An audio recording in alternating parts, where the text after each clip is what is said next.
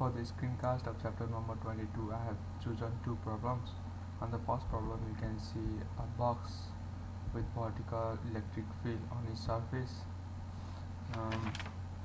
It asks what you can conclude about the contents of box, include the numerical values. Here you can see the electric field associated with the closed surface of area can be given by E and A, where E is the strength of electric field in which the surface is placed. Theta is the angle between the electric field vector and area vector, and n is the unit normal vector. So what you can do is, for the area you can get the length of the box and width of the box, and electric fields due to the top and bottom faces will be electric field LW cos 0, and since they are parallel to each other, so the flux is equals to ELW. On the remaining faces, the electric field are perpendicular to each other, so the cos 90 is gonna come out to be 0. So the electric field due to the remaining force will be 0. So as we are given the width of box to be 3 to 10 to the power minus 2 meter and length of box to be 20 to 10 to the power minus 2 meter, we need to be very careful about the units over here. And we have been given that the electric field on the bottom through the bottom face is negative 1500 volt meter, and for the top is 600 volt per meter. So just putting the numerical value, the flux on the bottom side is gonna be like negative 9.0 volt meter, and for the electric field on the top it's gonna be 3.6 volt meter.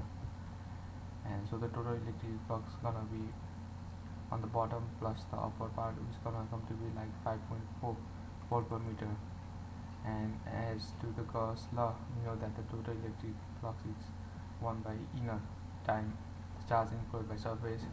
So the flux is going to be 1 by epsilon naught q, the charge enclosed.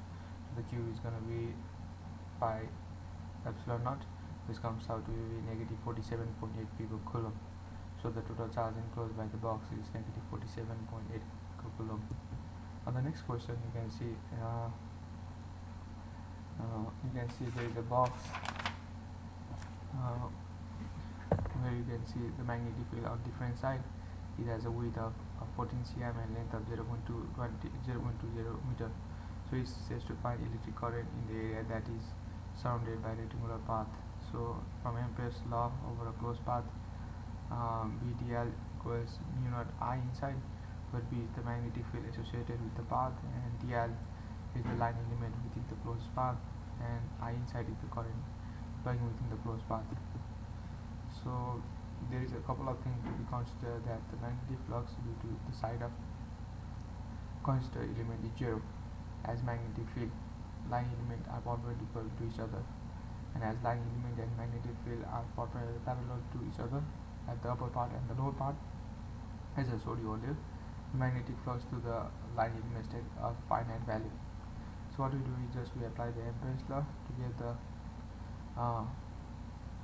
on the counterclockwise direction for upper part of element, and we get the magnetic flux to be B3L, and add we know that costs 180 because it's counterclock, and so the value come out to be negative 1.2 into 10 to the power minus 50 centimeter. Similarly, if we do that thing on the other side, it's gonna be the same way. So what we do next is like take the net magnetic flux that we calculated by getting the upper and the lower value. So delta B comes out to be 1.8 into 10 to the power minus 5 centimeter. So as we know, the enclosed path, as I showed you earlier, the magnetic field enclosed path can be given by I inside and mu naught. So just putting the value, I comes to be 14.3 ampere. Thanks.